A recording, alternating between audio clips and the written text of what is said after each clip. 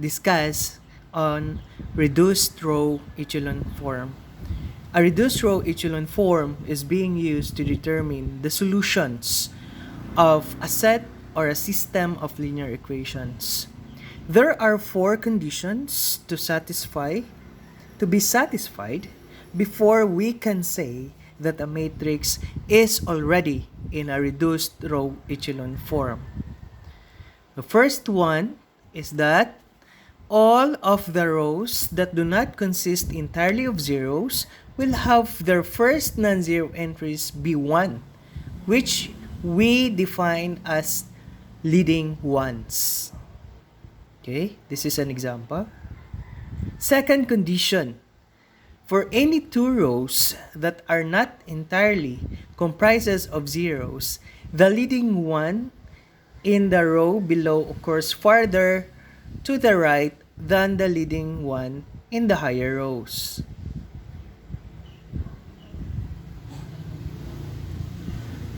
Third condition, any rows consisting of entirely of zeros are placed at the bottom of the matrix. So if we have entirely of zeros, so it will be placed at the bottom of the matrix. Fourth condition, the last condition, every column that contains a leading one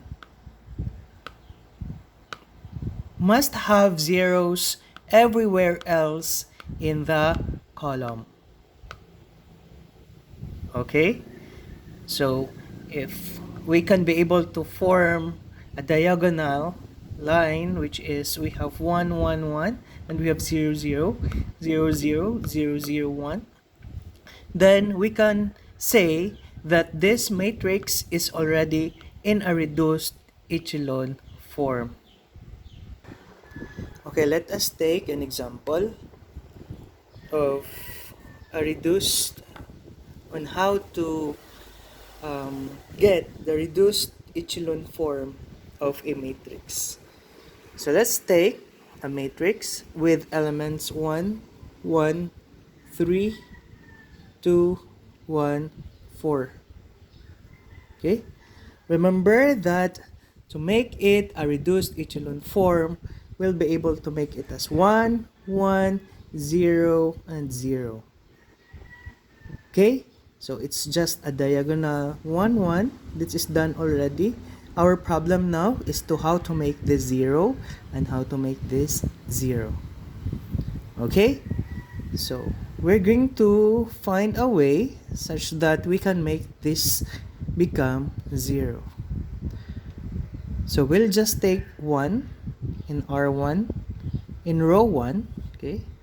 We'll have to make it negative 2 R1 plus R2. Okay?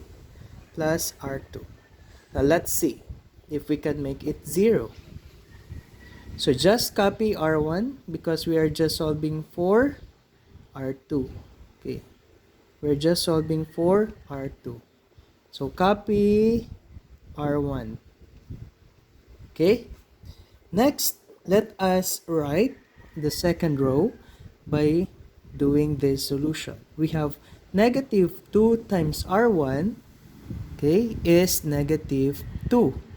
Negative 2 plus R2, which is 2, is 0. Okay? Next, we have negative 2 times R1, which is 1. So we have negative 2 plus R2, which is 1. We have negative 1. Okay? Next, we're going to have negative 2 times R1, which is 3. We have negative 6 plus R2, which is 4. Negative 6 plus 4 is negative 2. Okay. Now our problem is on how to make this 0. Okay. How to make this 0 or how to make this 1. Okay. This is very simple. I'll just copy the last matrix. Okay. 0, negative 1, negative 2. So how to make this 1? So we simply divide row 2 with negative 1. Okay? Or not divide, but we multiply it with negative 1. It's up to you which one is easier for you. So we have negative 1 times R2. Since we are just solving for R2, we'll just copy R1. R1 means row 1. Okay? So we have negative R2 times 0 is just 0. Negative R1 times negative 1 is, okay, positive 1. Negative R2 times negative 2 is positive 2. Okay.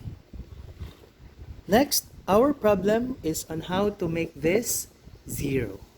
Okay, so that we can be able to form a reduced row echelon form.